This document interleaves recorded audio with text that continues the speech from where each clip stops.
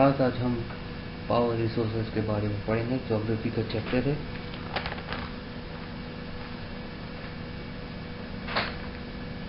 Chapter number 8, power resources. Power जो हम obtain करते हैं वो किसी सोर्स से करते हैं। Source can be fuel, water, wind and sunlight. Sources renewable भी हो सकती हैं और नॉन रिन्यूएबल भी हो सकती हैं। रिन्यूएबल और नॉन रिन्यूएबल रिसोर्सेज के बारे में आप लोगों ने पहले भी प्रीवियस क्लासेस में पढ़ा होगा। What is the difference between renewable and non renewable resources.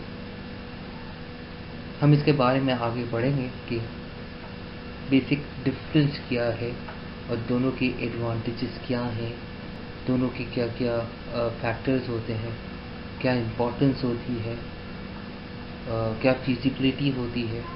तो उसको हम डिस्कस करेंगे next slide. Non renewable resource.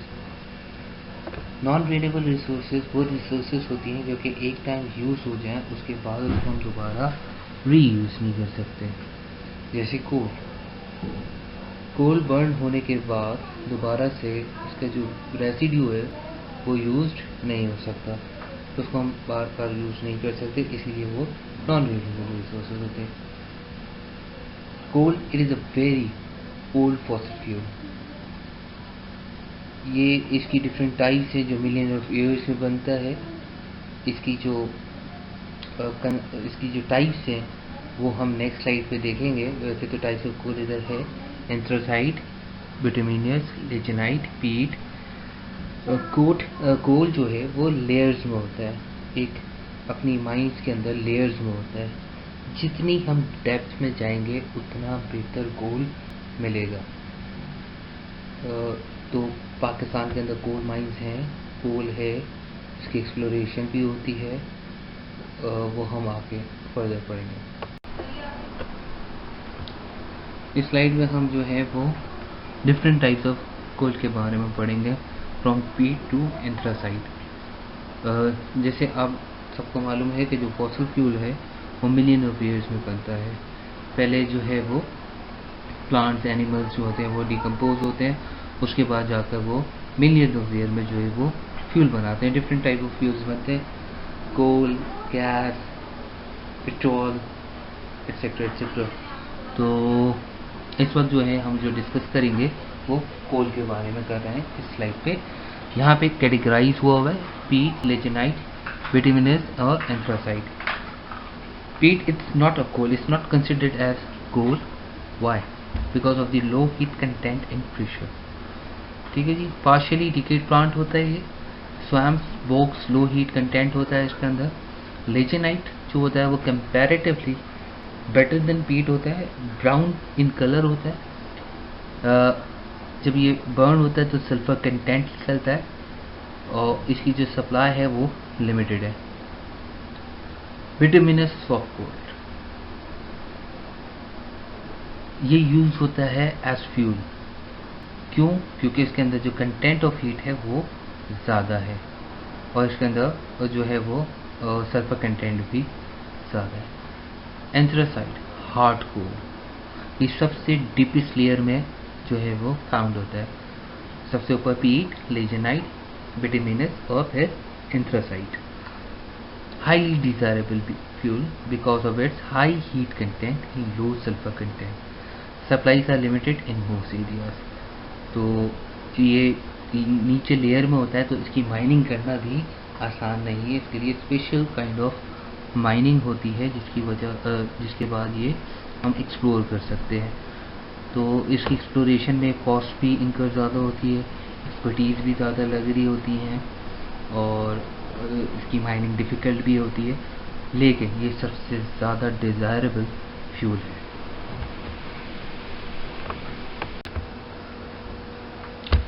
इस स्लाइड में भी हम टाइप्स ऑफ कोल के बारे में पढ़ेंगे: लिग्नाइट, बिटुमिनस और एंथ्रासाइट। लिग्नाइट कोल में जो है वो कार्बन कंटेंट 25 से 30% होता है। ये पावर जनरेशन के लिए यूज़ होता है। Power generation in a kind of thermal power के हीट से ही जो है वो स्टीम प्रोड्यूस होती है और स्टीम से टरबाइन मूव होता है और टरबाइन के मूव होने से वो इलेक्ट्रिसिटी जनरेट करता है। तो उस पर्पज़ के लिए ये लिग्नाइट कोल यूज़ हो रहा होता है। सब बिटुमिनस भी उसी पर्पज़ के लिए यूज़ हो रहा होता है। इसमें कार्बन कंटेंट कंपैरेटिवली उससे ज़्यादा होता है, 35 to 45%। बिटुमिनस में कार्बन कंटेंट 34 to 86% होता है। ये पावर जनरेशन के साथ साथ स्टील एंड आयरन इंडस्ट्री के लिए भी यूज़ हो रहा होता है, जो कि कुकिंग कोल की वजह से जो है हमारे पास जो है वो कोक जो है वो प्रोड्यूस करा रहा होता है। इसके बारे में केमिस्ट्री में भी पढ़ा होगा और दूसरी स्टडीज़ में भी पढ़ा होगा। तो बिटुमिनस जो है वो कंपैरेटिवली बेटर होता है। यहाँ मैं ये बात बता दूँ कि पाकिस्तान स्टील्स के लिए, पाकिस्तान स्टील मिल्स के लिए जो कोल है हमारे पास, ये वाली जो क्वालिटी है ये कम है, तो इसलिए हम इसको इंपोर्ट भी करते हैं। लास्ट जो है वो हमारे पास एंथ्रासाइट है, जिसमें कार्बन कंटेंट 86 से 97% होता है और ये इलेक्ट्रिसिटी जनरेटिंग प्लांट्स के लिए वाइडली यूज होता है।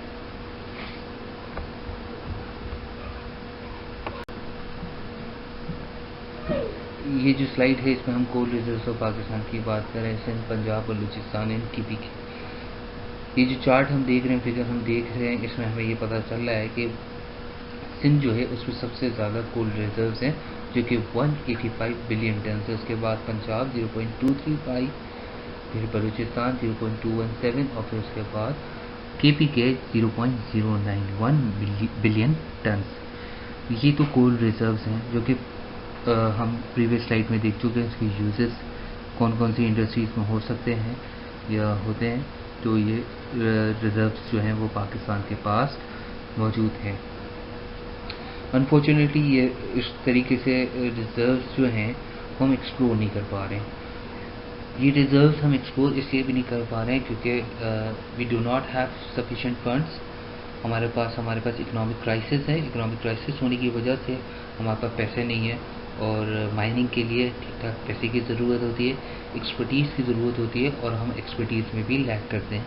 हमारे पास ऐसे ट्रेन माइनिंग स्टाफ नहीं है जो कि उस तरह से माइनिंग कर सके जिससे हम गुड क्वालिटी ऑफ कोल जो है वो माइन आउट कर सकें। तो अनफॉर्चुनेटली ये हमें बेयर करना पड़ता है। हमारे पास रिजर्व फंड्स नहीं है, जिसकी वजह से जो है वो ये प्रॉब्लम रहता है। एक और इसमें जो फैक्टर आता है वो है पॉलिटिकल प्रॉब्लम। पॉलिटिकल इंस्टेबिलिटी होती है, तो उसकी वजह से भी कोल रिजर्व्स जो होते हैं वो पाकिस्तान के अंदर वो उस तरह से एक्सप्लोर नहीं हो रहे जिस तरीके से होने चाहिए। कोल रिजर्व्स अगर एक्सप्लोर हो जाए तो उससे बहुत बड़ा एडवांटेज जो आएगा वो ख़ास तौर पे जो है वो पावर जनरेशन का आएगा।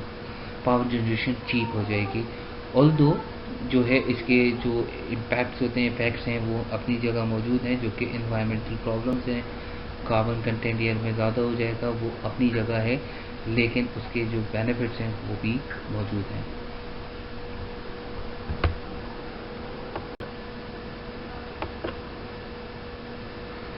Coal as preferred sources of power in near future.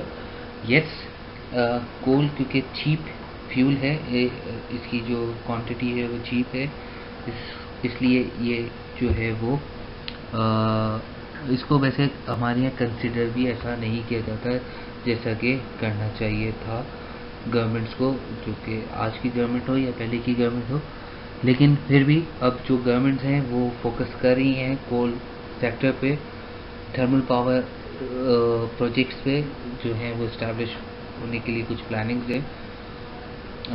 New discoveries भी हुई हैं जिसमें हम कह सकते हैं जो कि फ्रूटफुल होंगी पाकिस्तान इकोनॉमी के लिए। जो पाकिस्तान के अंदर जो टोटल रिजर्व्स जो हमें रिसर्च रिपोर्ट्स कहती हैं वो 508 बिलियन टन हैं, जो कि प्रूवन है, जो मौजूद है। इसका जो फ़ायदा होगा वो ये है कि जो ऑयल प्राइसेस की शफलिंग होती है, इंक्रीज़ होती है इंटरनेशनल मार्केट्स में, ये अथॉरिटीज़ हैं, उसकी बाद जो हमारे पास कोल जो है वो एज ऑल्टरनेट सोर्स बन जाता है किसी भी पावर प्लांट्स के लिए या इंडस्ट्रियल यूज़ के लिए। तो इसका एक एडवांटेज है।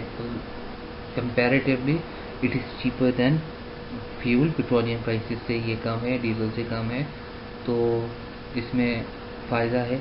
लेकिन जो इसका डिसएडवांटेज है वो हमारे पास एनवायरमेंटल प्रॉब्लम है, जो कि काफ़ी ज़्यादा हो जाएगा। कार्बन कंटेंट की वजह से, स्मोक की वजह से जो है वो पोल्यूशन ज़्यादा हो सकती है।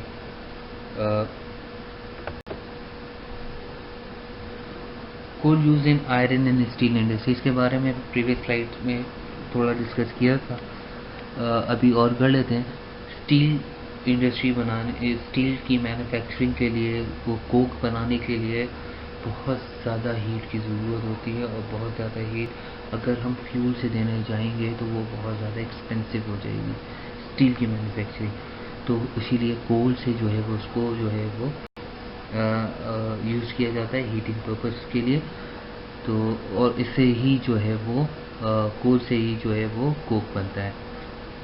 कोक जब आयरन ओर और लाइमस्टोन से कंबाइन होता है तो उसकी जो मिक्सचर है वो यूज़ किया जाता है, हीट किया जाता है, ताकि उसमें से आयरन जो है वो आयरन ओर से जो है वो एक्सट्रैक्ट किया जा सके।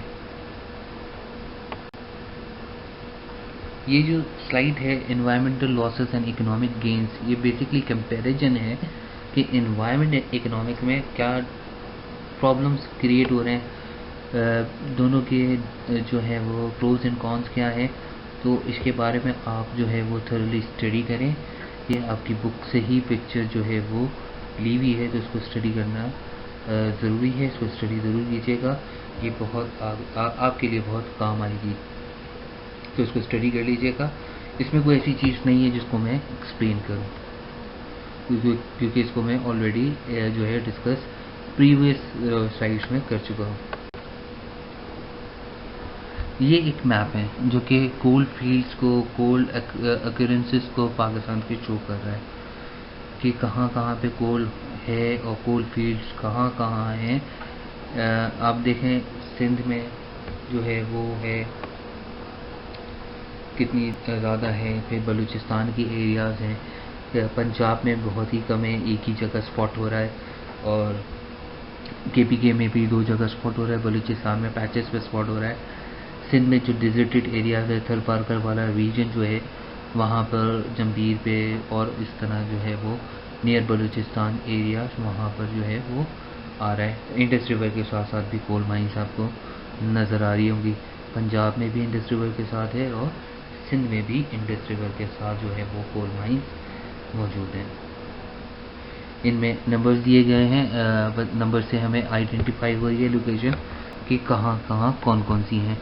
नंबर 1 में इंडस, नंबर 2 पे सोंदा ठट्टा, नंबर 3 में जो है वो जंबीर, नंबर 4 पे जो है वो लाड़काना, नंबर 5 बदीन, नंबर 6 थरपारकर वाला जो एरिया है, number 7 Balochistan much, number 8 Pir Ismail Ziarat again Balochistan, number 9 Sor range Degari Balochistan, Khost शागर हानाई बलूचिस्तान, दुकी बलूचिस्तान, चमालंग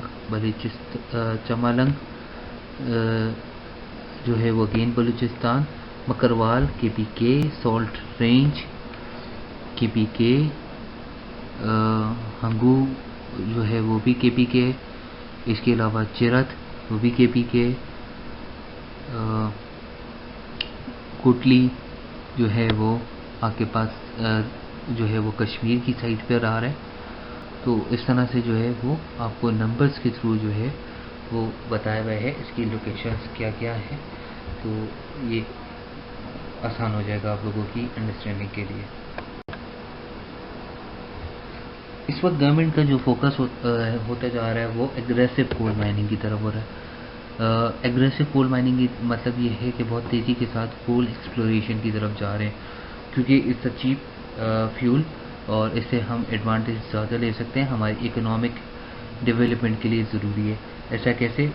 इसकी एग्जांपल ऐसे, अगर हम कोल माइनिंग इफेक्टिव वे में करेंगे तो कोल प्रोडक्शन ज़्यादा होगी, और कोल प्रोडक्शन अगर ज़्यादा होगी तो कोल प्रोडक्शन को हम यूज़ कर सकते हैं as thermal energy in different kind of industry या डिफरेंट टाइप्स ऑफ इंडस्ट्रीज़ के लिए, जो कि हमारे लिए बहुत ज़्यादा फ्रूटफुल हो जाएगी। और हमारी जो फ्यूल कॉस्ट है जो कि हम इंपोर्ट करते हैं, मेजर इंपोर्ट जो है हमारी ऑयल है, तो उस पर भी काफ़ी ज़्यादा कंट्रोल आ सकता है। पावर जनरेशन भी इससे जो है वो हमारे पास ज़्यादा हो सकती है, गैसिफिकेशन भी कर सकते हैं और it is a cheap fuel. अच्छा, इसके साथ जो है गैसिफिकेशन जो है कंपनीज जो हैं वो कन्वर्ट कर सकती हैं ट्रांसपोर्टेबल कोल एज गैस और लिक्विड फ्यूल। जब कोल हीट हो रहा होता है तो डिफरेंट टाइप ऑफ गैसेस बना रहा होता है, carbon monoxide, hydrogen and methane. वो भी हमारे लिए डिफरेंट लेवल्स में, डिफरेंट इंडस्ट्रीज़ में, केमिकल इंडस्ट्रीज़ में जो है वो यूज़ हो सकती हैं। However, in order to increase the use of coal in industry, the coal mining operation required a lot of improvement. ये जो वाला जो पॉइंट है, ये लॉट ऑफ इम्प्रूवमेंट।